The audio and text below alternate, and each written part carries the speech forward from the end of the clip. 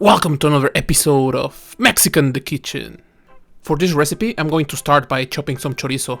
Of course, it depends what kind of chorizo you have. If you have the Mexican one that is more like a paste, then you don't need to chop it. It's usually quite soft and it will become like ground beef when you cook it. In this case, I'm using Spanish chorizo, which is a bit more dry, and you really need to chop it into smaller pieces. So I'm going to start doing this and then we can continue. If you don't like or you don't want to use chorizo, you could also use some bacon, cut it in small pieces, do it in the exact same way, or you could skip both of them, but I really like the flavor they bring to our jalapeno poppers. We want our pieces to be small because we want to stuff our jalapenos with them, so make sure you cut them into really small pieces. Amounts in this recipe are not that important. In this recipe, you can add more or less bacon, you can add more or less cheese, more, less cream cheese. It's completely up to you. Just play with it, add the amounts that you feel like will be good for you. And while you're mixing the ingredients, if you think something is a bit too much or too little, just adjust to your preference. Here I have a pan on a 4 out of 6, so middle high fire. I'm going to add my chorizo. I want to cook it for a while. Usually, if you have seen my recipes, we want to make sure to keep some of the oil in there. We might add a bit of oil ourselves, and we want to get the grease of the chorizo because it will give some coloring, some flavor. But in this case, we just want the crispy chorizo bits. So we're just going to cook it for a while and make sure they get crispy without burning. After a few minutes, my chorizo is ready. You will notice it's starting to change color, it becomes a bit crispy. If you've never cooked chorizo before, you might want to taste it and make sure it's a bit crispy. And at that point, we can take it and set it aside. I'm using some kitchen paper on a plate and I'm putting my chorizo on top of that. This is because we want the paper to soak some of that grease. It will not soak everything, but as I said before, we are interested in those crispy bits. Once we're ready, I'm going to also add some paper on top. I'm going to pat it a couple times and leave it there. Usually, when I'm stuffing jalapenos, I will make one cut on the side, try to clean them, empty them without breaking the jalapeno, and then stuffing them really carefully. But it's a bit too much work, it's a bit harder, and of course, if you don't eat too much spice, then biting into a whole jalapeno might be a bit too much. That's why this time I'm just cutting the jalapeno in half, and I'm going to clean them and stuff them like this. Once we cut them, we're going to take a spoon and try to remove as much from the inside as we can. We want to make enough space for our stuffing. As always, I recommend that when you're working with this kind of chilies, you wear gloves, or you keep in mind that you are working with these and wash your hands immediately after. Otherwise, you can always forget, scratch your eye, your nose or something, and it's never a nice feeling. Once we're done cleaning the jalapenos, we're going to set them aside and prepare our stuffing. The stuffing is quite easy, and also it's something that you can play with. I'm using some cream cheese, in this case some plain Philadelphia, but if you want to use something with flavoring, you can also use any of those. I'm using some shredded cheddar. You can also use whatever kind of cheese you want. You can use maybe some Tex-Mex flavored or anything you like. Finally, we're adding the chorizo we cooked earlier, and we're just going to mix everything. You might be wondering, what about the seasoning? In this case, because we're using the chorizo, and chorizo is quite salty already, when we mix everything, we can taste it, and in this case, I thought it was not necessary because it already has a lot of flavor. The cheese, the cream cheese, and the chorizo tasted perfect. But if you choose to skip chorizo or bacon, you might want to add some salt and pepper. As I said before, the amounts for this recipe are not really important. You can play with it. In this case, I thought maybe there's a bit too much cream cheese, so I added a bit more of the cheddar and I added the rest of the chorizo I had cooked. Just keep in mind that the way I see it, the cream cheese should be just the thing that keeps everything together. That's going to give you a bit of the creaminess that stuffing our jalapenos will be way easier, and it will just keep everything on its place. But what we really want is for the cheese to melt.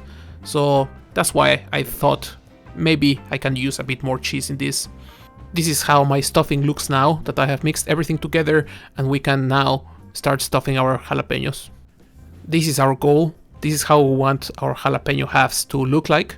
We want to have the stuffing in there. It doesn't have to be completely precise. on the sides, it's okay if you have a slight bump on top of your jalapeno. Just make sure to press down on it so it's compact. Stuffing the jalapenos is quite straightforward. I'm using a spoon, and then I just press the stuffing in there. I use my hands to give it the proper shape. You can completely skip the spoon if you want. As long as you get the stuffing in there, it's a bit compact and it has a proper shape, then we're all set. Now that we have stuffed our jalapenos, we can continue with the breading. For that, I'm going to use a couple eggs, and I'm going to splash some milk in there just to make it a bit more runny. Then I'm going to have also some breadcrumbs and some wheat flour. When breading, for example, chicken, I would add some spices maybe on the flour or on the breadcrumbs, or even sometimes on the egg. But in this case, we already have a lot of flavor. As I said, we have the saltiness of the bacon or chorizo if you used. So I'm not going to add anything. We just want the crunchiness. And for that, I'm going to do the normal breading. I will start by throwing my jalapeno into the egg mix. Then I'm going to move it into the flour. For this, I'm using a fork because it helps me to remove a bit of that egg. We don't want an excess that will make our flour a mess. There, we will roll the chili a bit. We'll make sure flour covers it completely, and then we will throw it back into our egg mixture. Once we have it in the egg mixture, we want to make sure it covers it completely. And of course, we want to remove the excess again and then throw it into our breadcrumbs. Once we throw our jalapeno into the breadcrumbs, we of course want to repeat the same as we did with the flour. We just make sure the breadcrumbs are covering our whole jalapeno. One of the reasons why I left the stem in the jalapenos is because it's way easier to grab from there just to make the breading, and also when you're eating them, it's just easier to have something to grab them from, eat them, and it's very simple.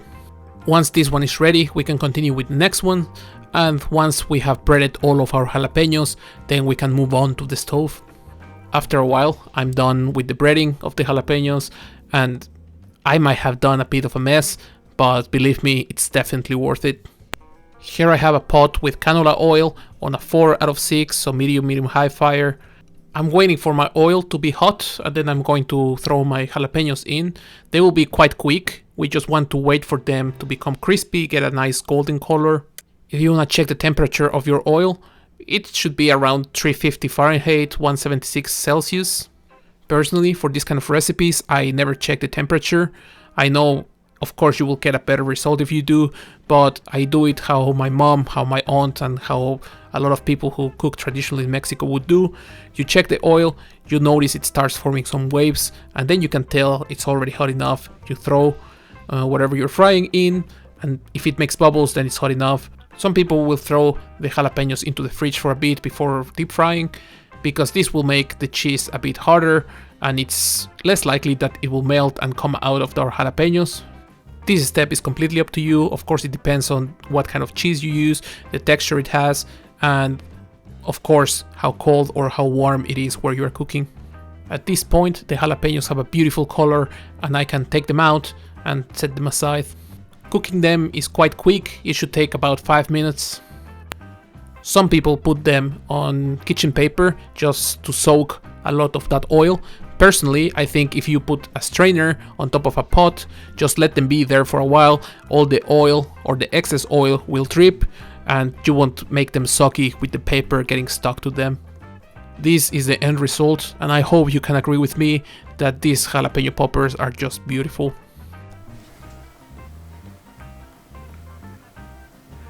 This is how I make these jalapeno poppers. These are really nice. I've had them in bars quite often. They're really nice, especially if they're handmade and not this like store-bought. It already makes a huge difference. But these ones with the chorizo, or if you use some crispy bacon, that's definitely a game changer. I really like them. Especially the chorizo, I think it's a very Mexican touch. This is not something I've had in Mexico. I don't think it's that common, at least in my city, maybe in some other areas. But I really like how crispy these are, how creamy the cheese is. It's just like delicious. I'm gonna show you. I don't know if you can tell.